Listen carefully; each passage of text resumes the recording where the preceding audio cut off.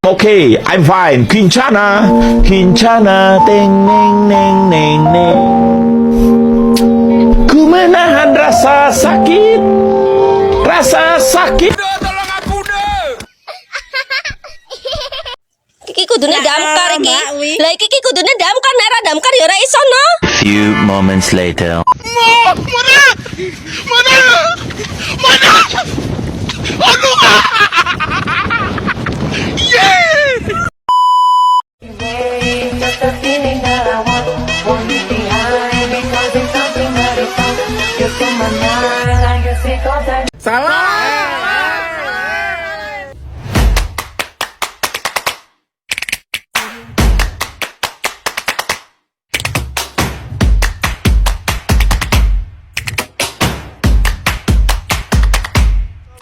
Assalamualaikum warahmatullahi wabarakatuh. Perkenalkan, nama saya Nika Nosana Putri dari 10 Perhutanan 2.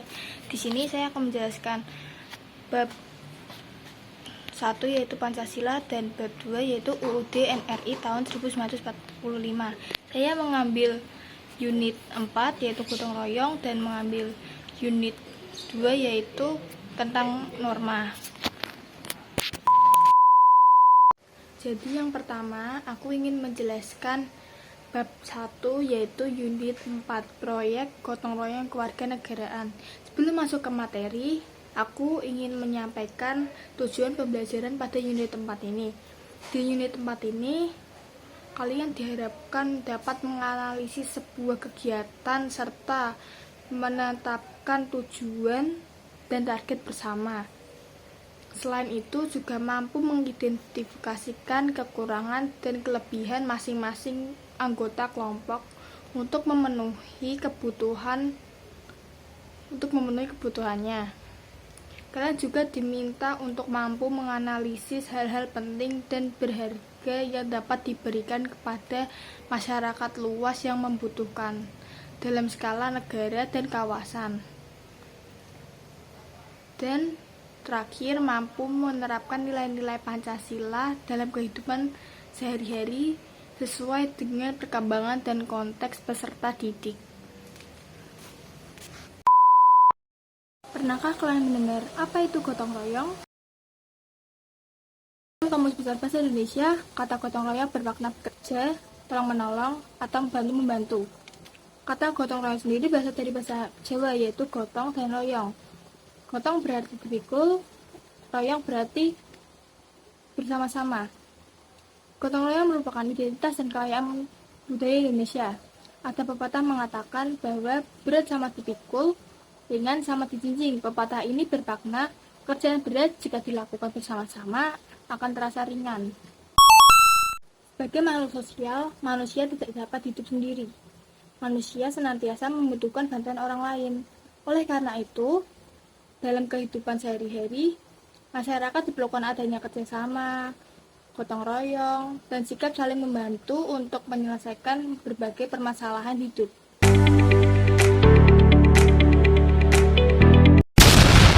Kajian Rilat membagi dua jenis gotong royong yang dikenal oleh masyarakat, yaitu gotong royong tolong-menolong dan gotong royong kerja bakti.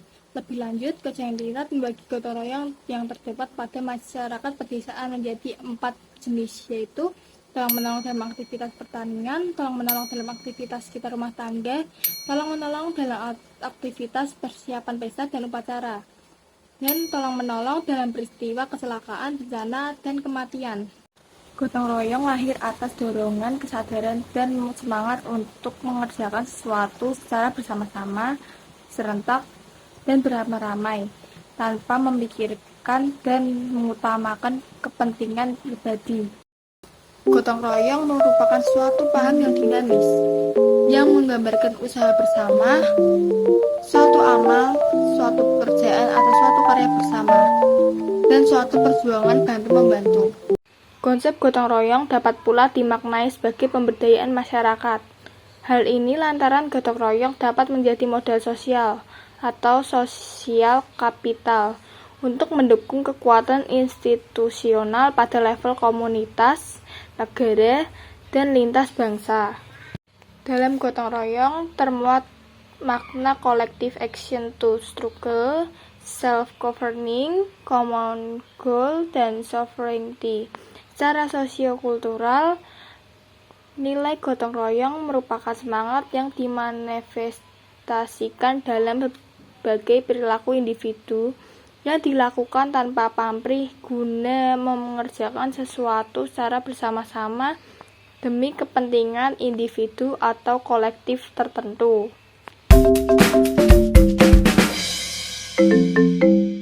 Makna penting gotong royong. Sebagai lintas budaya Indonesia, tradisi gotong royong yang sangat syarat dengan nilai-nilai luhur harus kita lestarikan.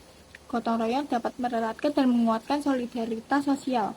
Ia melahirkan sikap kebersamaan, saling tolong-menolong, dan menghargai perbedaan. Selain membantu meringankan beban orang lain, dengan gotong royong kita juga dapat mengurangi kesalahpahaman, sehingga dapat mencegah terjadinya konflik. Di dalam gotong royong terkandung nilai-nilai yang dapat meningkatkan rasa kerjasama dan persatuan warga. Oleh karena itu, melestarikan ekstensiasi tradisi gotong royong di tengah masyarakat melestarikan ekstensiasi tradisi gotong royong di tengah masyarakat sangatlah penting, terutama pada masyarakat majemuk. Sartono Kartodija menyebutkan bahwa gotong royong merupakan budaya yang telah tumbuh dan berkembang dalam kehidupan sosial masyarakat Indonesia yang diwariskan secara turun-temurun. Tradisi gotong royong bahkan penanda dan identitas budaya bangsa Indonesia. Budaya gotong royong di Indonesia dapat dilihat dalam berbagai macam bentuk dan istilah yang berbeda sesuai dengan daerah masing-masing. Misalnya di Jawa, dikenal dengan istilah sambatan.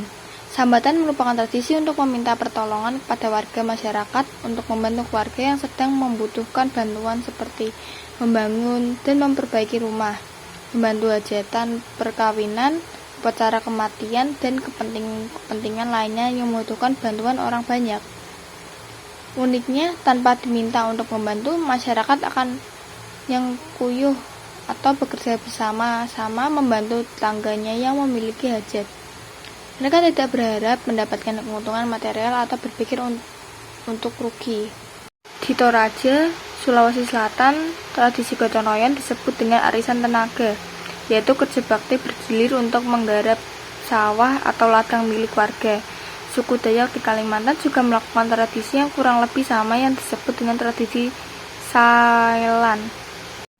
Karena konsep gotong royong mengandung makna bekerjasama secara nyata, maka sudah semestinya kita praktikkan di dalam kehidupan sehari-hari.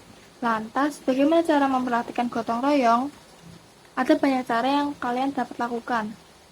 Kalian dapat mulai dengan melakukan hal-hal sederhana seperti membantu hajatan ke tetangga. Gotong royong mengatasi masalah lingkungan hidup. Gotong royong menyantuni orang miskin dan anak-anak yatim. Gotong royong membersihkan kelas dan sebagainya. Ingat bahwa gotong royong tidak hanya sebatas pada kegiatan bersama yang bersifat fisik saja. Dapat berupa kerjasama non-fisik seperti mencari solusi bersama atau sebuah persoalan, memberikan gagasan, ide, atau memberikan bantuan dan lain-lainnya.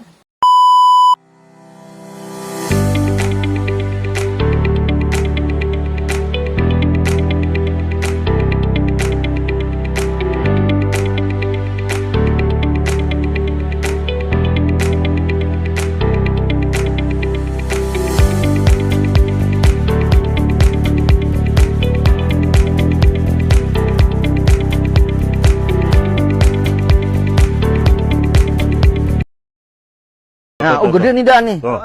Tuh. Pelan-pelan, tarik pelan. Capek ah. A few moments later. A few inches later. 2 hours later. 1 eternity later. Nah, kita udah masuk ke bab 2 nih. Aku mau jelasin tentang unit 2, yaitu pengenalan norma dalam kehidupan sehari-hari. Sebelum masuk ke materi, aku mau jelasin tujuan pembelajaran pada unit 2 ini. Pada unit 2 ini, kita dapat menganalisis norma dan menerapkan dalam kehidupan sehari-hari, baik dalam kedudukan peserta didik maupun sebagai masyarakat.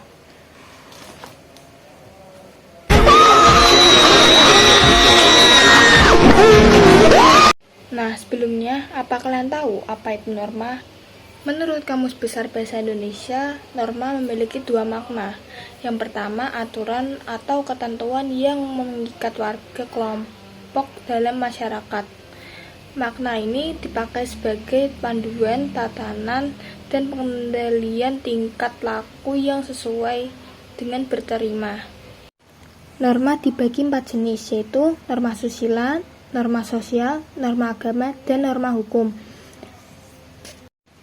Norma susila, aturan pergaulan dalam masyarakat yang bersumber dari hati nurani manusia yang berkaitan dengan pemahaman baik dan buruk yang ada di dalam kehidupan masyarakat, seperti pergaulan antar pria dan wanita. Norma sosial, aturan pergaulan dalam masyarakat yang menata tindakan manusia dalam pergaulan dengan sesamanya, seperti bagaimana berbicara dan bertindak yang sopan. Norma agama, aturan pergaulan dalam masyarakat yang bersumber dari ajaran agama.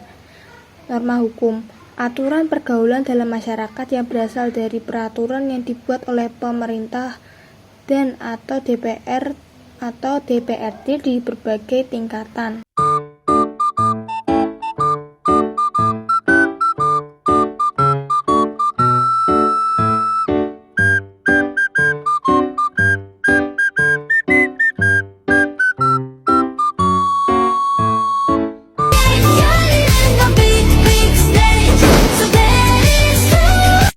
Norma merupakan kesepakatan sosial. Kisi-kisi kesepakatan dapat bersumber dari manapun, dari hati nurani manusia, dari pergaulan antar manusia dalam masyarakat, dari Tuhan Yang Maha Esa melalui ajaran keagama, dan bersumber dari hukum atau peraturan perundang-undangan. Usia norma dapat panjang, dapat pendek. Terkadang, norma menyesuaikan perkembangan zaman. Oleh karena itu, aturan main dalam norma dapat berubah setiap saat. Terkadang rigid atau kaku, tetapi terkadang sangat fleksibel. Sebagai warga negara, kita mendasarkan pada perundang-undangan yang ditetapkan oleh penyelenggara negara. Dan sebagai anggota masyarakat, kita mendasarkan kepada aturan main bersama, yang terkadang disebut norma dan kadang disebut tradisi atau adat.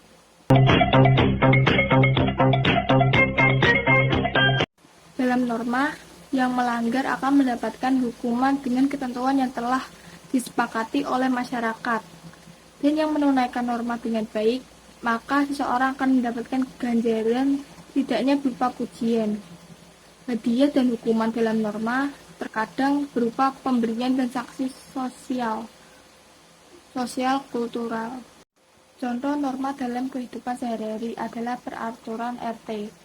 Misalnya tentang bagaimana cara mengurus KTP atau mendapatkan pengantar surat bila ingin mengurus izin berusaha di tingkat desa sampai kabupaten atau kota.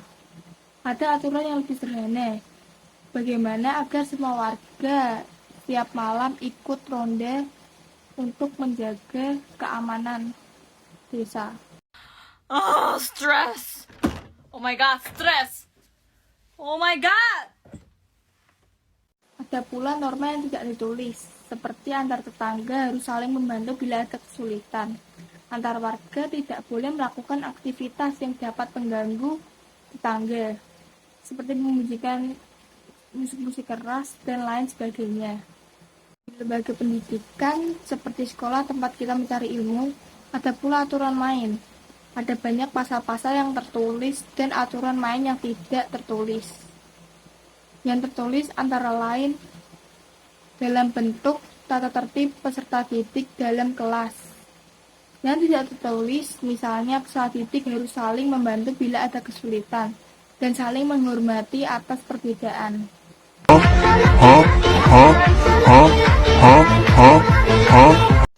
Sekian materi yang dapat aku sampaikan. Mohon maaf apabila ada kesalahan kata. Terima kasih. Bapak